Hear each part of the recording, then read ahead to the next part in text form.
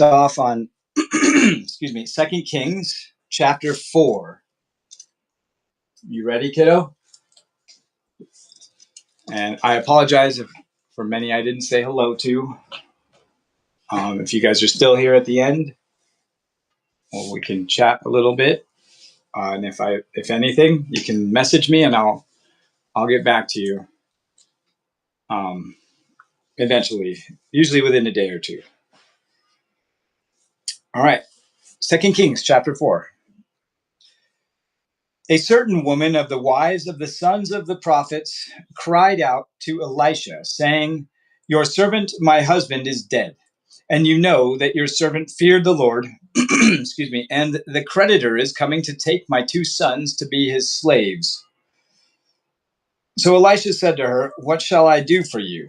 Tell me, what do you have in the house?"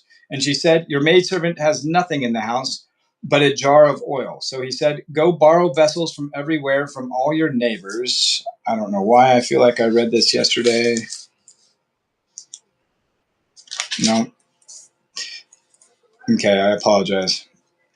Then he said, "Go borrow vessels from everywhere from all your neighbors, empty vessels. Do not gather just a few. And when you have come in, you shall shut the door behind you, and your sons then pour it into all those vessels and set aside the full ones." So she went from him and shut the door behind her and her sons, who brought the vessels to her, and she poured it out. Now it came to pass, when the vessels were full, that she said to her son, "Bring me another vessel." And he said to her, "There is not another vessel." Excuse me. So the oil ceased. Then she came and told the man of God. And he said, "Go sell the oil and pay your debt, and you and your sons live on the rest." Now it happened one day that Elisha went to Shunem, where there was a notable woman, and she persuaded him to eat some food. So it was, as often as he passed by, he would turn in there to eat some food. And she said to her husband, "Look now, I know that this is a holy man of God who passes by us regularly. Please let us make a small upper room on the wall, and let us put a bed for him there, and a table and a chair and a lampstand, so it will be whenever he comes to us, he can turn in there." And when it happened one day that he came there, and he turned into the upper room and lay down there, then he said to Gehazi, his servant, "Call this Shunammite woman." When he called her, she stood before him, and he said to him, "Say now to her, look, you have been concerned for us with all this care. What can I do for you? Do you want me to speak on your behalf to the king or to the commander of the army?" She answered, "I dwell among my own people." So he said, "What then is to be done for her?" And Gehazi answered, "Actually, she has no son, and her husband is old." So he said, "Call her." When he had called her, she stood in the doorway. Then he said, "About this time next year, you will embrace a son." And she said, "No, my lord, man of God, do not lie to your maidservant." But the woman conceived and bore a son when the appointed time had come, of which Elisha had told her.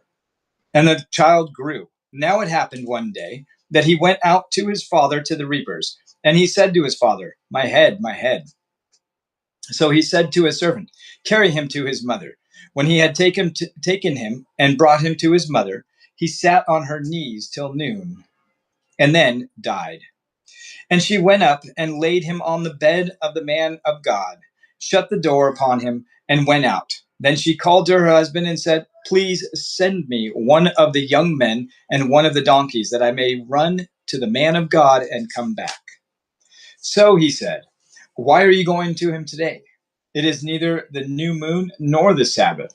And she said, "It is well."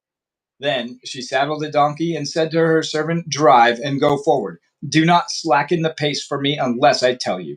And so she departed and went to the man of God at Mount Carmel.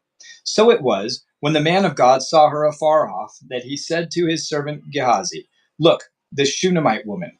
Please run now to meet her and say to her, 'Is it well with you? Is it well with your husband? Is it well with the child?'" And she answered, It is well.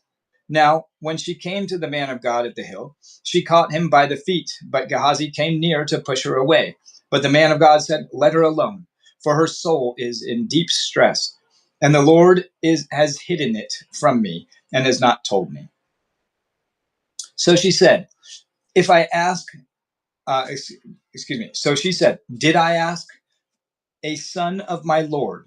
Did I not say, do not deceive me? Then he said to Gehazi, get yourself ready and make my staff in your hand and be on your way. If you meet anyone, do not greet him. And if anyone greets you, do not answer him, but lay my staff on the face of the child. And the mother of the child said, as the Lord lives and as your soul lives, I will not leave you. So he arose and followed her. Now Gehazi went on ahead of them and laid the staff on the face of the child. But there was neither voice nor hearing. Therefore he went back to meet him and told him, saying, the child has not awakened. When Elisha came into the house, there was the child lying dead on his bed. He went in, therefore, shut the door behind the two of them, and prayed to the Lord. And he went up and lay on the child, and put his mouth on his mouth, his eyes on his eyes, and his hands on his hands. And he stretched himself out on the child, and the flesh of the child became warm. He returned and walked back and forth in the house, and again went up and stretched himself out on him. Then the child sneezed 7 times, and the child opened his eyes. And he called Gehazi and said, call the Shunammite woman. So he called her. And when she came in to him, he said, pick up your son. So she went in, fell at his feet, and bowed to the ground. Then she picked up her son and went out. And Elisha returned to Gilgal, and there was a famine in the land. Now the sons of the prophets were sitting before him, and he said to his servant, put on the large pot, and boil stew for the sons of the prophets. So one went out into the field to gather herbs, then found a wild vine, and gathered from it a lapful of wild gourds, and came and sliced them into the pot of stew, though they did not know what they were. Then they served it to the men to eat. Now it happened, as they were eating the stew, that they cried out and said, man of God, there is death in the pot. And they could not eat it. So he said, then bring some flour. And he put it in the pot and said, serve it to the people that they may eat. And there was nothing harmful in the pot. Then a man came from Baal Shalisha, and brought the man of God bread of the first fruits, 20 loaves of barley bread, and newly ripened grain in his knapsack. And he said, give it to the people that they may eat. But his servant said, what? Shall I set this before 100 men? He said again, give it to the people that they may eat. For thus says the Lord, they shall eat and have some left over. So he set it before them, and they ate and had some left over, according to the word of the Lord. What does that sound like to you, Matthew? Sounds like when Jesus fed the 4,000 and the 5,000, right, Matthew? So this is very similar to Jesus. All right, 2 Kings chapter 5. Now, Naaman, commander of the army of the king of Assyria, was a great and honorable man in the eyes of his master, because by him the Lord had given victory to Syria. He was also a mighty man of valor, but a leper. And the Syrians had gone out on raids and had brought back captive a young girl from the land of Israel. She waited on Naaman's wife. Then she said to her mistress, if only my master were with the prophet who is in Samaria, for he would heal him of his leprosy. And Naaman went in and told his master, saying, thus and thus said the girl who is from the land of Israel. Then the king of Syria said, go now, and I will send a letter to the king of Israel. So he departed and took with him 10 talents of silver, 6,000 shekels of gold, and 10 changes of clothing. Then he brought the letter to the king of Israel, which said, now be advised, when this letter comes to you, that I have sent Naaman my servant to you, that you may heal him of his leprosy. And it happened, when the king of Israel read the letter, that he tore his clothes and said, am I God, to kill and make alive, that this man sends a man to me to heal him of his leprosy? Therefore, please consider and see how he seeks a quarrel with me. So it was, when Elisha the man of God heard that the king of Israel had torn his clothes, that he sent to the king, saying, why have you torn your clothes? Please let him come to me, and he shall know that there is a prophet in Israel. Then Naaman went with his horses and chariot, and he stood at the door of Elisha's house. And Elisha sent a messenger to him, saying, Go and wash in the Jordan 7 times, and your flesh shall be restored to you, and you shall be clean. But Naaman became furious and went away and said, Indeed, I said to myself, he will surely come out to me and stand and call on the name of the Lord his God, and wave his hand over the place and heal the leprosy. Are not the Abana and the Pharpar, the rivers of Damascus, better than all the waters of Israel?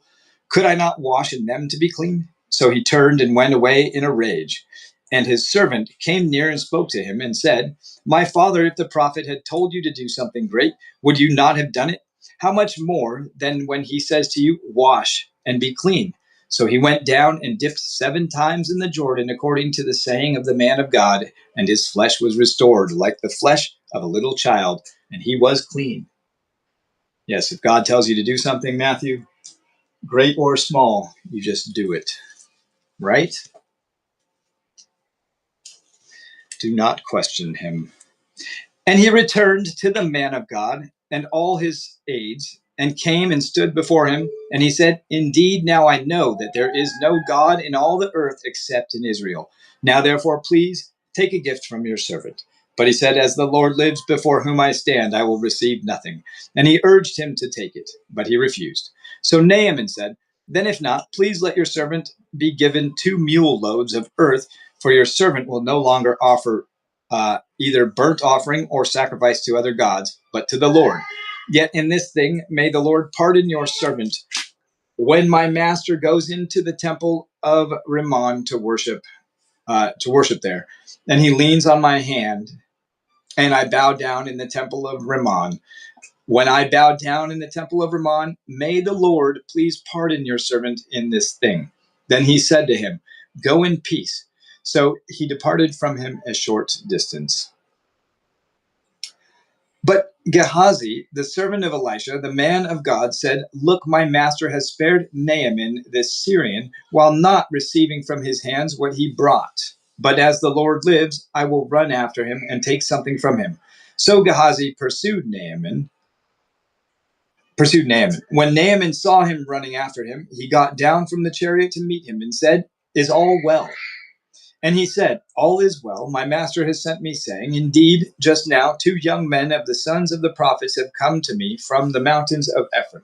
Please give them a talent of silver and 2 changes of garments. So Naaman said, Please take 2 talents. And he urged him. So bound 2 talents of silver in 2 bags with 2 changes of garments, and handed them to the 2 of his servants. And they carried them on ahead of him. When he came to the citadel, he took them from their hand and stored them away in the house. Then he let the men go, and they departed. Now he went in and stood before his master. Elisha said to him, Where did you go, Gehazi? And he said, Your servant did not go anywhere. Then he said to him, Did not my heart go with you when the man turned back from his chariot to meet you? Is it time to receive money and to receive clothing, olive groves and vineyards, sheep and oxen, male and female servants? Therefore the leprosy of Naaman shall cling to you and your descendants forever. And he went out from his presence, leprous, as white as snow. 2 Kings chapter 6. And the sons of the prophets said to Elisha, see now, the place where we dwell with you is too small for us. Please let us go to the Jordan, and let every man take a beam from there, and let us make there a place where we may dwell. So he answered, Go. Then one said, Please consent to go with your servants. And he answered, I will go. So he went with them. And when they came to the Jordan, they cut down trees. But as one was cutting down a tree, the iron axe head fell into the water. And he cried out and said, Alas, master, for it was borrowed. So the man of God said, Where did it fall?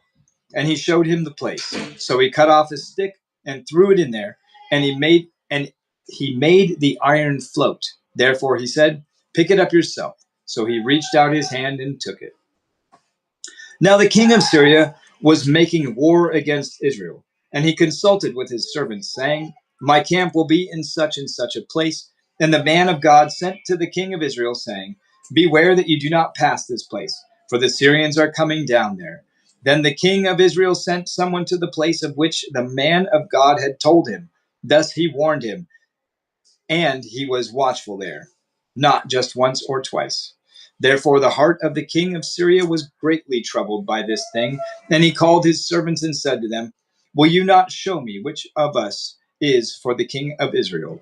And one of his servants said, None, my lord, O king, but Elisha, the prophet who is in Israel, tells the king of Israel the words that you speak in your bedroom. So he said, Go and see where he is, that I may send and get him. And it was told him, saying, Surely he is in Dothan. Therefore he sent horses and chariots and a great army there. And they came by night and surrounded the city. And when the servant of the man of God arose early and went out, there was an army surrounding the city with horses and chariots. And his servant said to him, Alas, my master, what shall we do? So he answered, Do not fear, for those who are with us are more than those who are with them. And Elisha prayed and said, Lord, I pray, open his eyes that he may see. Then the Lord opened the eyes of the young man, and he saw. And behold, the mountain was full of horses and chariots of fire all around Elisha. So when the Syrians came down to him, Elisha prayed to the Lord and said, Strike this people, I pray, with blindness. And he struck them with blindness according to the word of Elisha. Now Elisha said to them, This is not the way, nor is this the city. Follow me, and I will bring you to the man whom you seek. But he led them to Samaria. So it was, when they had come to Samaria, that Elisha said, Lord, open the eyes of these men, that they may see. And the Lord opened their eyes, and they saw. And there they were, inside Samaria. Now when the king of Israel saw them, he said to Elisha, My father, shall I kill them? Shall I kill them? But he answered, You shall not kill them.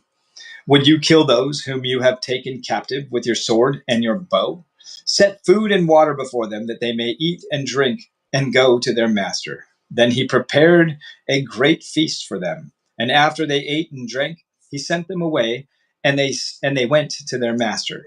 So the bands of Syrian raiders came no more into the land of Israel. And it happened after this, that Ben-Hadad, king of Syria, gathered all his army and went up and besieged Samaria. And there was a great famine in Samaria. And indeed, they besieged it until a donkey's head was sold for 80 shekels of silver, and 1/4 of a cab of dove droppings for 5 shekels of silver. Yummy. Then, as the king of Israel was passing by on the wall, a woman cried out to him, saying, Help, my lord, O king. And he said, If the Lord does not help you, where can I find help for you? From the threshing floor or from the winepress? Then the king said to her, What is troubling you? She answered, This woman said to me, Give your son that we may eat him today, and we will eat my son tomorrow. So we boiled my son and ate him. And I said to her on the next day, Give your son that we may eat him. But she has hidden her son. Now it happened when the king heard the words of the woman that he tore his clothes, and as he passed by on the wall, the people looked, and there underneath he had sackcloth on his body. Then he said, God, do so to me and more also, if the head of Elisha the son of Shaphat remains on him today. But Elisha was sitting in his house, and the elders were sitting with him. And the king sent a man ahead of him. But before the messenger came to him, he said to the elders, Do you see how this son of a murderer has sent someone to take away my head? Look, when the messenger comes, shut the door, then hold him fast at the door. Is not the sound of his master's feet behind him? And while he was still talking with them, there was the messenger coming down to him. And then the king said, Surely this calamity is from the Lord. Why should I wait for the Lord any longer? 2 Kings chapter 7. Then Elisha said, Hear the word of the Lord, thus says the Lord.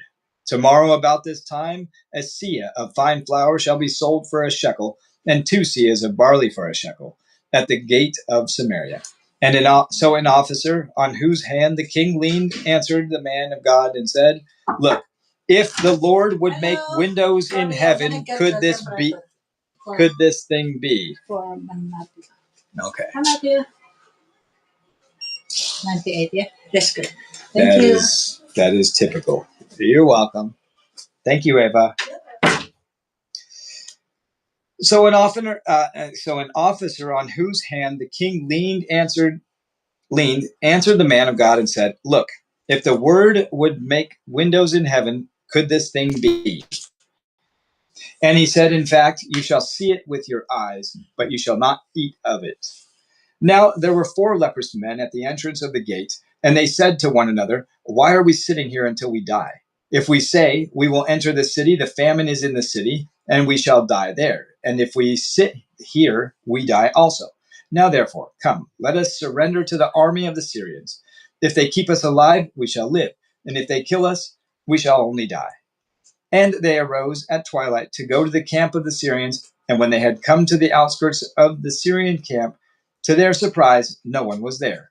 For the Lord had ceased the army of the Syrians to hear the noise of chariots and the noise of horses, the noise of a great army. So they said to one another, "Look, the king of Israel has hired against us the kings of the Hittites and the kings of the Egyptians to attack us." Therefore they arose and fled at twilight and left the camp intact, their tents, their horses, and their donkeys, and they fled for their lives. And when these lepers came to the outskirts of the camp, they went into one tent and ate and drank and carried from it silver and gold and clothing, and went and hid them. Then they came back and entered another tent and carried some from there also, and went and hid it. Then they said to one another, "We are not doing right. This day is a day of good news, and we remain silent. If we wait until morning light, some punishment will come upon us. Now, therefore, come, let us go and tell the king's household." So they went and called to the gatekeepers of the city and told them, saying, We went to the Syrian camp, and surprisingly no one was there. Not a human sound, only horses and donkeys tied, and the tents intact. And the gatekeepers called out, and they told it to the king's household inside. So the king arose in the night and said to his servants, "Let me now tell you what the Syrians have done to us. They know that we are hungry. Therefore they have gone out of the camp to hide themselves in the field, saying, 'When they come out of the city, we shall catch them alive and get into the city.' And one of his servants answered and said, 'Please let several men take 5 of the remaining horses which are left in the city. Look, they may either become like all the multitude of Israel that are left in it, or indeed, I say, they may become like all the multitude of Israel left from those who are consumed. So let us send them and see.' Therefore they took 2 chariots with horses, and the king set them in different directions of the Syrian army, saying, 'Go and see.' And they went after them to the Jordan. And indeed, all the road was full of garments and weapons, which the Syrians had thrown away in their haste. So the messengers returned and told the king. Then the people went out and plundered the tents of the Syrians. So a seah of fine flour was sold for a shekel, and 2 shekels of barley for a shekel, or 2 seahs of barley for a shekel, according to the word of the Lord. Now the king had appointed the officer on whose hand he leaned to have charge of the gate. But the people trampled on him in the gate, and he died, just as the man of God had said, who spoke when the king came down to him. So it happened, just as the man of God had spoken to the king, saying, 2 seahs of barley for a shekel, and a seah of fine flour for a shekel shall be sold tomorrow about this time in the gate of Samaria. Then that officer had answered the man of God and said, 'Now look, if the Lord would make windows in heaven, could such a thing be?' And he had said, 'In fact, you shall see it with your own eyes, but you shall not eat of it.' And so it happened to him, for the people trampled him in the gate, and he died." 2 Kings chapter 8. Then Elisha spoke to the woman, whose son he had restored to life, saying, "Arise and go, you and your household, and stay wherever you can, for the Lord has called for a famine, and furthermore, it will come upon the land for 7 years." So the woman arose and did according to the saying of the man of God. And she went with her household and dwelt in the land of the Philistines 7 years. It came to pass at the end of 7 years that the woman returned from the land of the Philistines, and she went to make an appeal to the king for her house and for her land. Then the king talked with Gehazi, the servant of the man of God, saying, "Tell me, please, all the great things Elisha has done." Now it happened, as he was telling the king how he had restored the dead to life, that there was the woman whose son he had restored to life, appealing to the king for her house and for her land.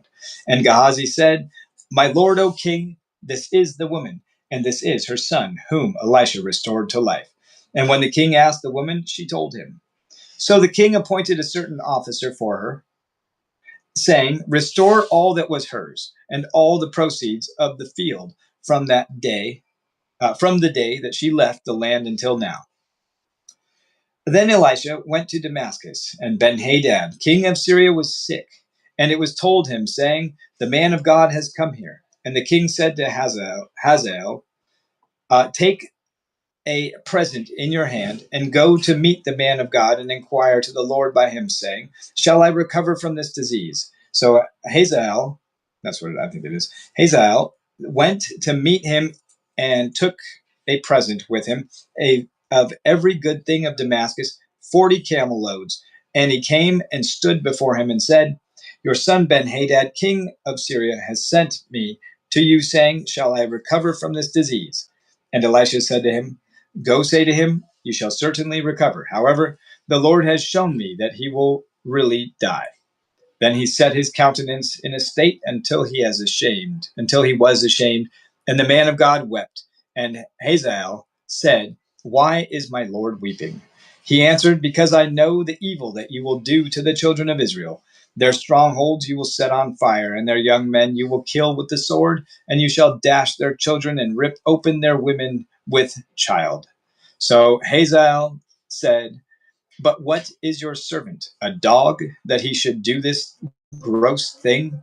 And Elisha answered, "The Lord has shown me that you will become king over Syria." Then he departed from Elisha and came to his master, who said to him, "What did Elisha say to you?" And he answered, "He told me you would surely recover." But it happened on the next day that he took a thick cloth and dipped it in water and spread it over his face, so that he died. And Hazael reigned in his place. Now, in the 5th year of Joram, the son of Ahab, king of Israel, Jehoshaphat, having been king of Judah, Jehoram, the son of Jehoshaphat, began to reign as king of Judah. He was 32 years old when he became king, and he reigned 8 years in Jerusalem. And he walked in the way of the kings of Israel, just as the house of Ahab had done, for the daughter of Ahab was his wife. And and he did evil in the sight of the Lord. Yet the Lord would not destroy Judah for the sake of his servant David, as he promised him to give a lamp to him and his sons forever.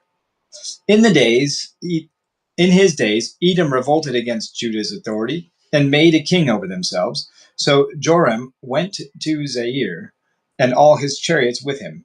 Then he arose by night and attacked the Edomites, who had surrounded him, and the captains of the chariots.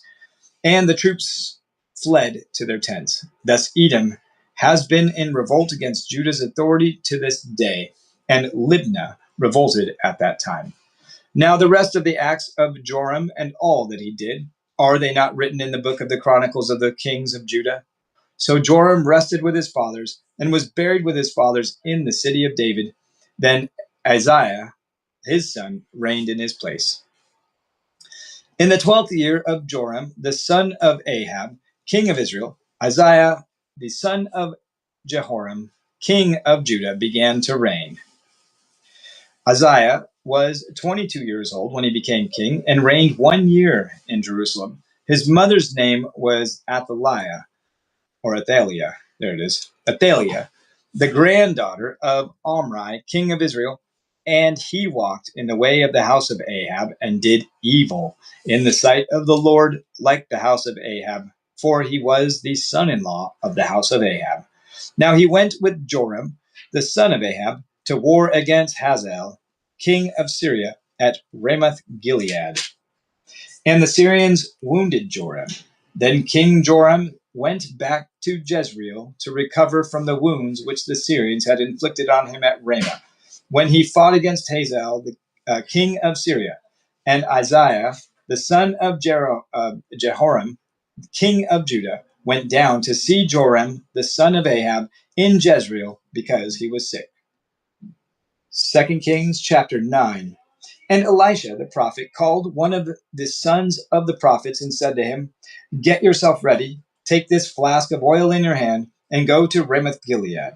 Now, when you arrive at that place, look there for Jehu, the son of Jehoshaphat, the son of Nimshi, and go in and make him rise from among his associates, and take him to an inner room.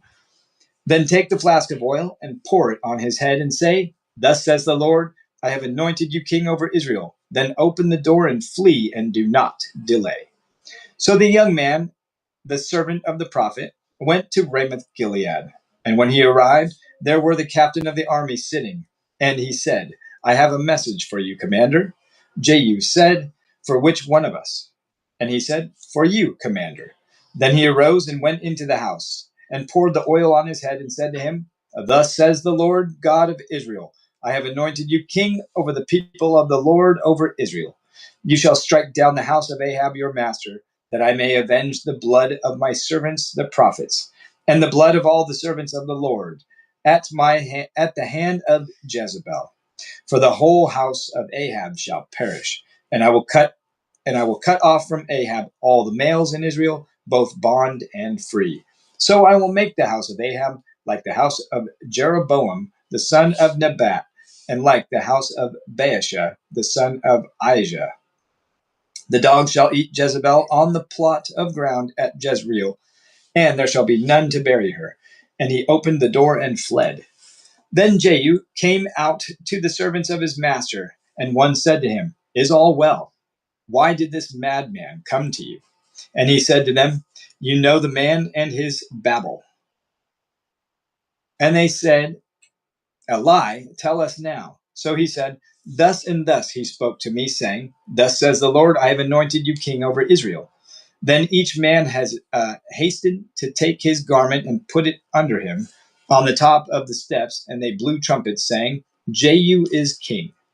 So Jehu, the son of Jehoshaphat, the son of Nimshi, conspired against Joram. Now Joram had been defending Ramoth Gilead, he and all Israel, against Hazael, king of Syria. But King Joram had returned to Jezreel to recover from the wounds which the Syrians had inflicted on him when he fought with Hazael, king of Syria. And Jehu said, "If you are so minded, let no one leave or escape from the city to go and tell it in Jezreel." So Jehu rode in a chariot and went to Jezreel, for Joram was laid up there, and Isaiah, king of Judah, had come down to see Joram. Now a watchman stood on the tower in Jezreel, and he saw the company of Jehu as he came, and said, "I see a company of men." And Joram said, "Get a horseman and send him to meet them, and let him say, 'Is it peace?'" So the horseman went to meet him and said, "Thus says the king, 'Is it peace?'" And Jehu said, "What have you to do with peace? Turn around and follow me." So the watchman reported, saying, "The messenger went to them, but is not coming back." Then he sent out a second horseman, who came to them and said, "Thus says the king, 'Is it peace?'" And Jehu answered, "What have you to do with peace? Turn around and follow me." So the watchman reported, saying, "He went up to them and is not coming back, and the driving is like the driving of Jehu the son of Nimshi, for he drives furiously." Then Joram said, "Make ready," and his chariot was made ready. Then Joram, king of Israel, and Isaiah, king of Judah, went out, each in his chariot, and they went out to meet Jehu, and met him on the property of Naboth the Jezreelite. Now it happened, excuse me, Now it happened when Joram saw Jehu that he said, "Is it peace, Jehu?" So he answered, "What peace, as long as as the harlotries of your mother Jezebel and her witchcraft are so many. Then Joram turned around and fled, and said to Isaiah, treachery Isaiah. Now Jehu drew his bow with full strength and shot Jehoram between his arms, and the arrow came out at his heart, and he sank down in his chariot. Then Jehu said to Bidkar, his captain, pick him up and throw him into the tract of the field of Naboth the Jezreelite. For remember, when you and I were riding together behind Ahab his father, that the Lord laid this burden upon him. Surely I saw yesterday the blood of Naboth and the blood of his sons, saying, says the Lord, and I will repay you in this plot, says the Lord. Now therefore, take and throw him on the plot of ground according to the word of the Lord. But when Uzziah, king of Judah, saw this, he fled by the road to Beth-Hagen. So Jehu pursued him and said, shoot him also in the chariot. And they shot him at the ascent of Gur, which is by Ibleam. Then he fled to Megiddo and died there. And his servants carried him in the chariot to Jerusalem and buried him in the tomb with his fathers in the city of David. In the 11th year of Joram, the son of Ahab, Uzziah had become king over Judah. Before I continue on, there is a Hebrew word here. It's kesheph. Kesheph. Kesheph, which means witchcraft. All right, Matthew, remember this because there's going to be a test one day.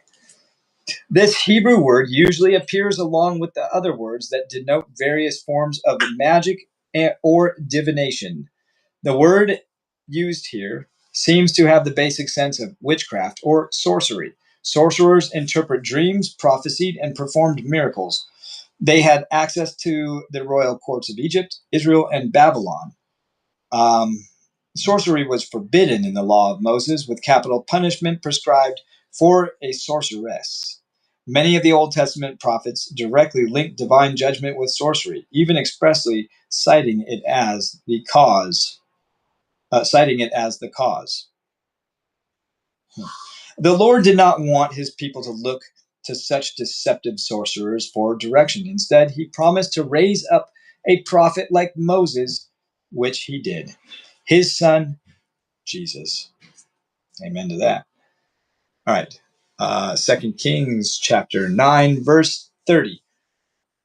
Now, when Jehu had come to Jezreel, Jezebel heard of it, and she put paint on her eyes and adorned her head and looked through a window.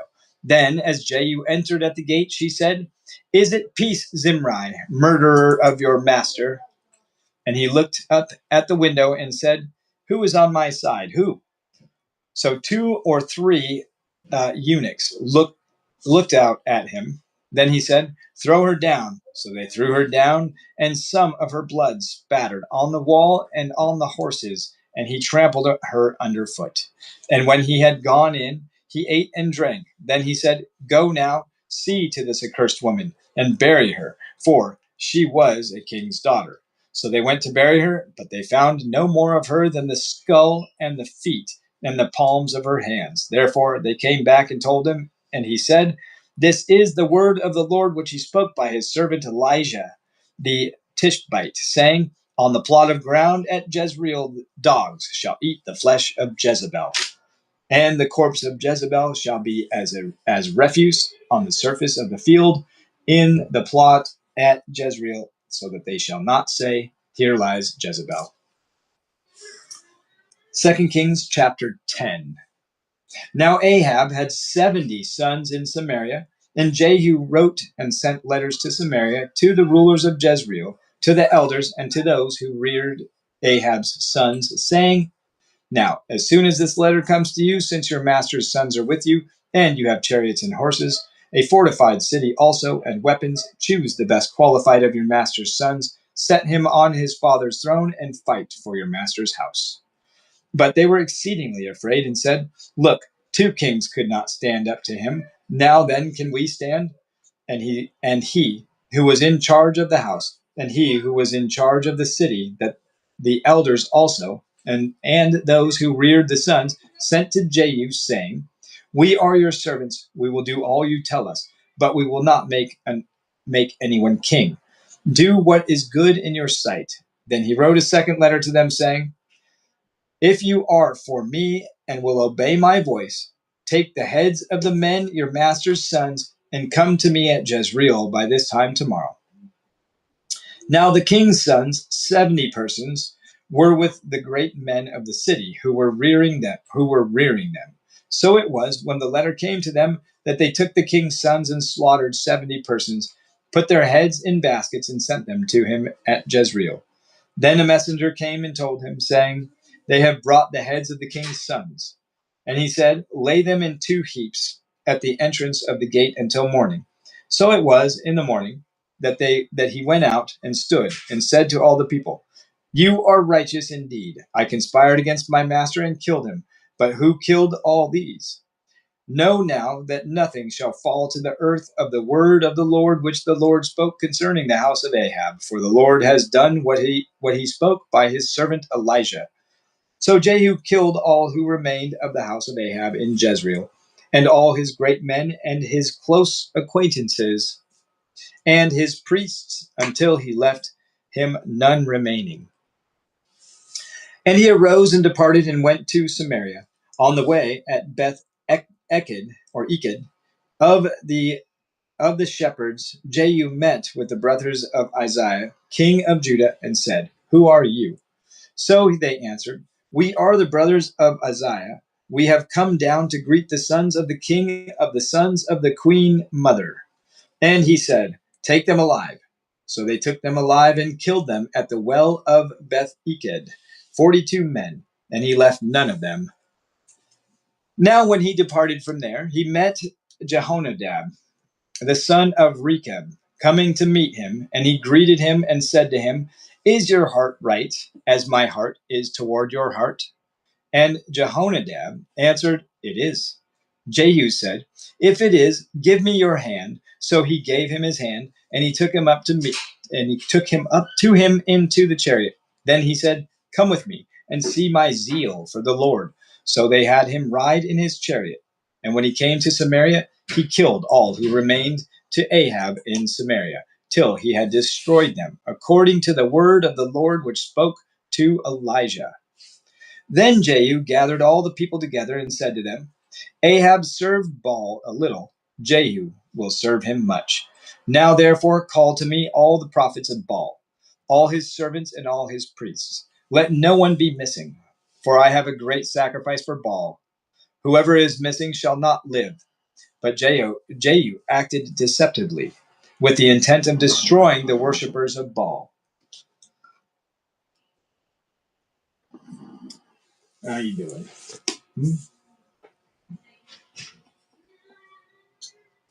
Good boy. So he acted deceptively with the intent of destroying the worshippers of Baal. And Jehu said, "Proclaim a solemn assembly for Baal." So they proclaimed it. Then Jehu sent throughout all Israel, and all the worshippers of Baal came. So that there was not a man left who did not come. So they came into the temple of Baal, and the temple of Baal was full from one end to the other. And he said to the one in charge of the wardrobe, "Bring out vestments for all the worshippers of Baal." So he brought out vestments for them. Then Jehu and Jehonadab, the son of Rechab, went into the temple of Baal and said to the worshippers of Baal, "Search and see that no servants of the Lord are here with you, but only the worshippers of Baal." So they went in to offer sacrifices and burnt offerings. Now Jehu had appointed for himself 80 men on the outside, and had said, "If any of the men whom I have brought into your hands escapes, whoever lets him escape shall be his life for the life of the other." Now it happened, as soon as he had made an end of offering the burnt offering, that Jehu said to the guard and to the captains, "Go in and kill them. Let no one come out." And they killed them with the edge of the sword. Then the guards and the officers threw them out and went into the inner room of the temple of Baal. And they brought the sacred pillars out of the temple of Baal and burned them. Then they broke down the sacred pillar of Baal and tore down the temple of Baal and made it a refuse dump to this day. Thus, Jehu destroyed Baal from Israel. Well, good job. However, Jehu did not turn away from the sins of Jeroboam, the son of Nebat, who had made Israel sin, that is, from the golden calves that were at Bethel and Dan. And the Lord said to Jehu, because you have done well in doing what is right in my sight, and have done to the house of Ahab all that was in my heart, your sons shall sit on the throne of Israel to the fourth generation. But Jehu took no heed to walk in the law of the Lord of Israel with all his heart, for he did not depart from the sins of Jeroboam, who had made Israel sin. There's another Hebrew word here, yad, Y-A-D, means hand. The Bible speaks often of hands in the literal sense, but because hands are involved in almost all human activity, the word is often used symbolically. Because hands do the will of the entire person, hands may represent someone's whole being. The physical position of the hand suggests a person's attitude. Uplifted hands symbolize either praise and petition to God or of violence against another person. The expression hand of the Lord refers to his great power. Often the emphasis of this expression is on God's power in creation. Sometimes his power in judgment is emphasized, especially in the phrase, his hand is stretched out. However, God may also extend his hand to express his mercy and forgiveness. 2 Kings chapter 10, verse 32. In those days the Lord began to cut off parts of Israel, and Hazael conquered them in all the territory of Israel, from the Jordan eastward, all the land of Gilead, Gad, Reuben, and Manasseh, from Aroer, which is by the river Arnon, including Gilead and Bashan. Now the rest of the acts of Jehu, all that he did and all his might, are they not written in the book of the Chronicles of the kings of Israel? So Jehu rested with his fathers, and they buried him in Samaria. Then Jehoahaz, his son, reigned in his place. And the period that Jehu reigned over Israel in Samaria was 28 years. How you doing, son? You're making some sound over here. Make sure you can breathe. Can you breathe? Yeah? Sorry, I left you all day. We'll do a lot tomorrow. All right, 2 Kings chapter 11. When Athaliah, the mother of Ahaziah, saw that her son was dead, she arose and destroyed all the royal heirs. But Jehosheba, the daughter of King Joram, sister of Isaiah, took Joash, the son of Uzziah, and stole him away from among the king's sons who were being murdered. Then they hid him and his nurse in the bedroom from Athaliah, so that he was not killed. So he was hidden with her in the house of the Lord for 6 years, while Athaliah reigned over the land. In the 7th year of Jehoiada, sent and brought the captains of hundreds and the bodyguards and the escorts, and brought them into the house of the Lord to him. And he made a covenant with them, and took an oath from them in the house of the Lord, and showed them the king's son. Then he commanded them, saying, this is what you shall do. 1/3 of you who come on duty on the Sabbath shall be keeping watch over the king's house. 1/3 shall be at the gate of Sur, and 1/3 at the gate behind the escorts. You shall keep the watch of the house, lest it be broken down.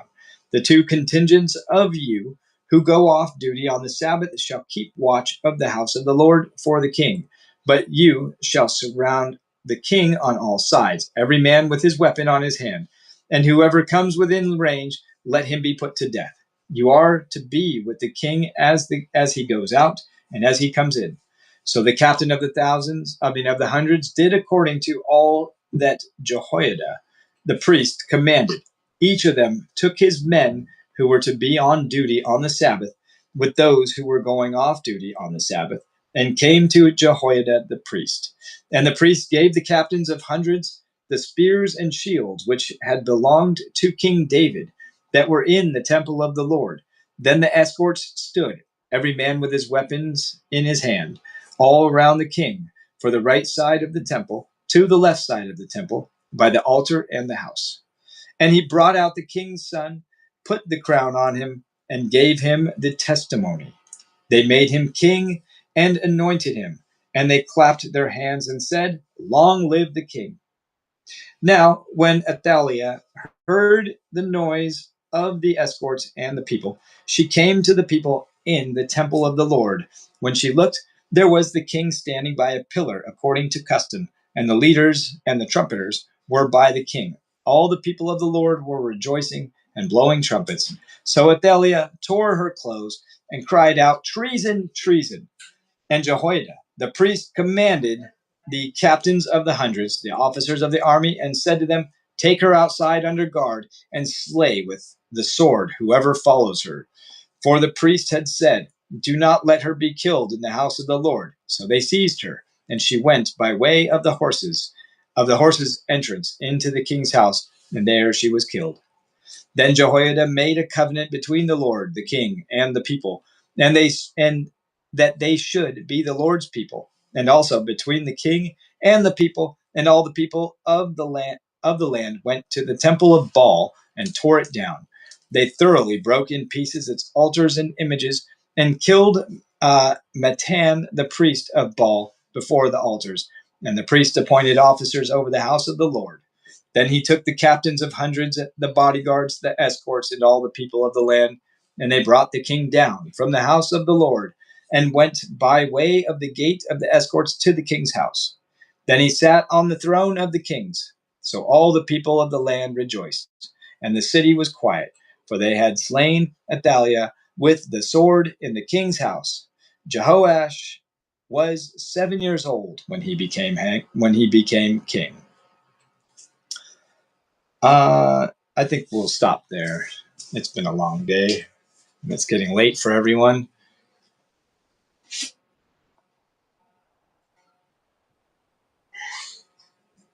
Oh, shoot.